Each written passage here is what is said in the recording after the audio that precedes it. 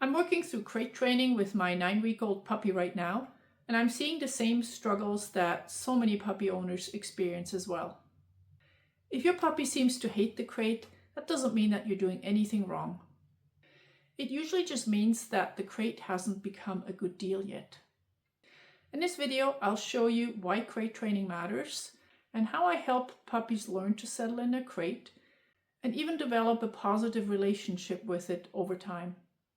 Before we talk about how to fix crate struggles, let's start with why this is such an important skill for puppies and adult dogs alike. If you're already sold on using a crate, check out the timestamps in the description and you can skip ahead to the training part. I'm going to give you 5 main reasons why I want to teach my puppy that the crate is a great place. The first one is potty training, and you can check out video number 2 in the series about puppy training. I will have a link in the description below. It's not just for puppies, but also adult dogs. I adopted a 1-year-old dog some years ago, and she was used to pottying inside the building, inside the barn where she lived. So the crate was the only way to break that habit, and she eventually did become house trained for the rest of her life. So it does work for adult dogs, but it's so much easier teaching it as a young puppy. The second reason is safety at home. It's not just about potty accidents, but it's also about chewing power cords or potentially ingesting something harmful or destroying part of your furniture or other things in your household when you cannot supervise your puppy every second of the day. The third reason is to create some calm time at home. It can be useful to interrupt zoomies or puppy fits, and sometimes we just need a little break from each other. It's not really healthy for a puppy to follow you around all the time. The fourth reason is traveling in a vehicle, and its safety is one aspect, but also keeping your car clean. The fifth reason is when you have a multi-dog household or a multi-species, and crates can be both useful and necessary to maintain peace. If that's not enough, here are a couple more reasons why dogs should learn to settle in a crate. If you ever think about going to competitions, sometimes dogs can be created in common areas, and it's really important that they can not only be quiet, but also be comfortable and resting. When you're traveling, a lot of hotels require dogs to be crated in order to be allowed in the room. How about something happens to your dog and they'd have to stay at the vet hospital? They're going to be in a cage or in a pen. So it really helps if this doesn't add any more stress to an already difficult situation. Or if your dog had an injury, they might be put on crate rest. So if they're already used to being in a crate, then that makes this a lot easier. And something that's become a lot more common over the last few years is evacuations. What are you going to do if you had to evacuate where you live? A lot of the times you end up in some evacuation centers, and animals have to be crated there. When I pick up a new puppy, I have a small crate that easily fits on the passenger seat in my car, and I just pick them up and put them in there. It's not open for negotiation, it's just how it has to be. But because they're right next to me, I can talk to them, I can pop some food in there. And for some puppies this is easy, for others this is a little bit harder, but it just has to happen. We don't have time to train before we take them home, right? The training's going to start later. Puppies, as well as adult dogs, are great deal analyzers. They're going to evaluate, is the crate a good deal or is it a bad deal? So let's watch some footage of Josie's very first formal crate training session. Hi.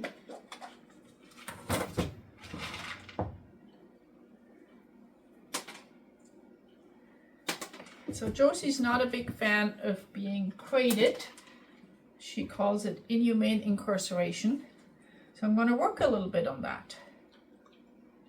And even though I give her food when she's in there, she still cries a lot.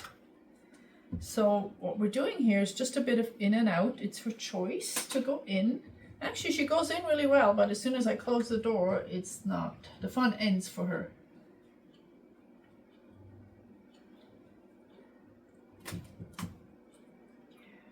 First step for having a dog in a crate is always that they're willingly going inside.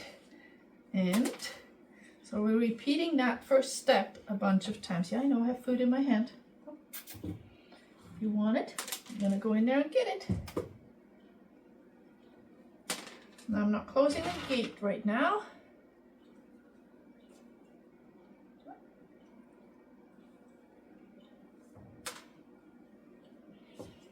Place it in different locations. We can also pop it in the back. So it just appears. There you go, good girl.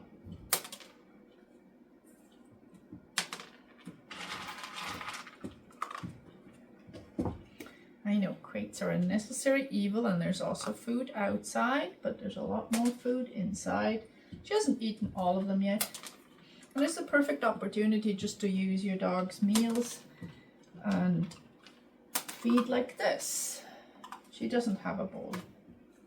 Well, she has, but we don't use a bowl.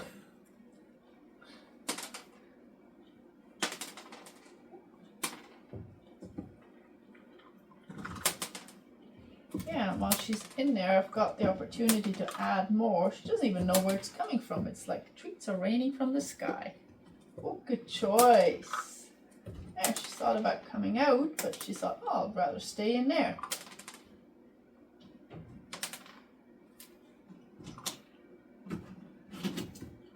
So this is all about changing her mind that the crate is a horrible place to be. Just gonna do a moment of closing the door, adding food.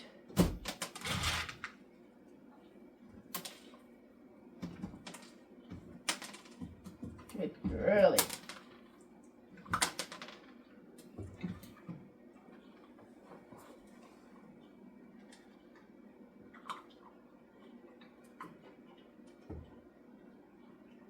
It's easiest to do this without bedding in the crate, just so they can find the food quickly.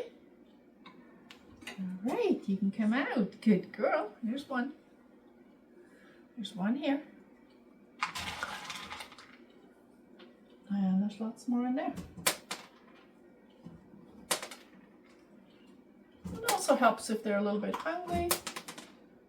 Not that we're starving them into working with us, but if she had a meal before this or she'd eaten lots, she might be less interested in going to look for cookies in here. That's very good. Close the door again.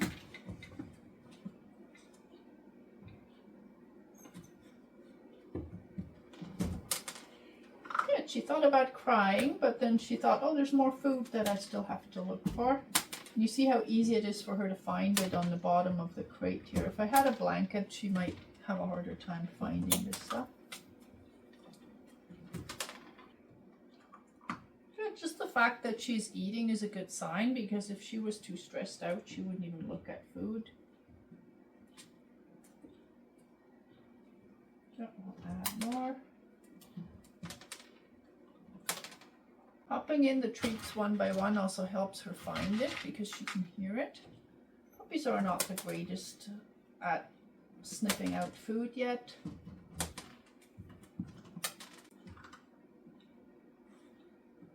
But we're going to do another choice thing here. I'm going to open up the crate. She's free to come out. There's even a cookie here. And let's see what she's going to do next.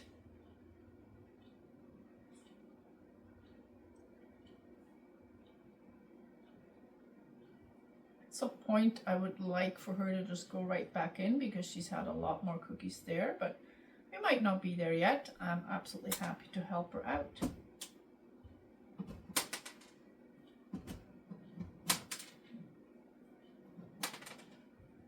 There. She can hear the food raining from the sky. We'll get her back in. Good job.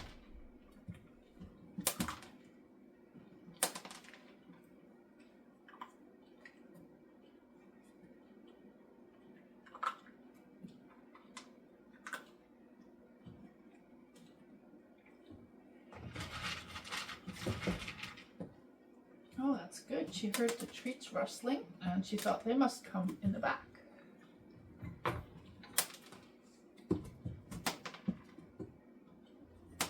I try to put as much value as I can in the back of the crate. That's why it helps using a little bigger crate than your puppy's at. I have a smaller one for her that I use in the car, but for training purposes there's a lot more room here, and I can pop them way in the back so she has to go all the way in to get it. Oh, it's a good girl. It's a very good girl. Just gonna keep it closed here. I'm not sure if she's eaten all her food. Starting a little bit of whining. I'm gonna see if she might settle on her own, or otherwise I'll pop in a bit more food.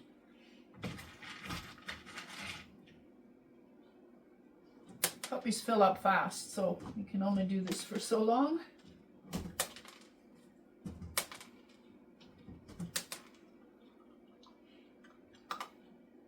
I'm also feeding all Josie's meals in the crate. Not necessarily in a bowl. She has like puzzle feeders, she gets scatter fed in the crate, but whatever food she gets, like most of it happens in the back of the crate. So I'm going to build value for being in there. It's a good deal. So for the first few days, I'm going to keep the crate close to where I am so I can talk to my little puppy. I can pop in some food to help them be comfortable. At night, the crate is right next to my bed, and then gradually I'm going to try to move it a little bit further away over the next few days and weeks so they can sleep in a separate room, but always within earshot. So if they, have to announce themselves that they have to go out, I can hear them. Covering the crate can be helpful for some puppies, so give it a try. Is the puppy calmer when the crate is covered or not? It takes a lot of patience to crate train a puppy, so don't give up and just look for the smallest signs of improvement, just a little bit better every day. And a couple of weeks down the road, you'll be there. Don't give up. And a final tip is, once your puppy's grown up, they might be loose in the house. Maybe you can trust them. Don't get rid of the crate. I've seen this so many times where the puppy was crated till they were 6 months old or whatever, and then they didn't need the crate anymore at home, and they sold it, put it in the attic, and then when we tried to use it later on, there was like big resistance from the puppy's part. So just once in a while, bring the crate out, play your games that you did early on, and make sure to maintain that value for the crate, because as I said, in all the reasons for using a crate, one of those might come up sometime, and you want your puppy to be calm and not stressed out when you have to use a crate for whatever reason. This is video number 3 in my puppy training series. Make sure to subscribe to my channel so you won't miss the next one.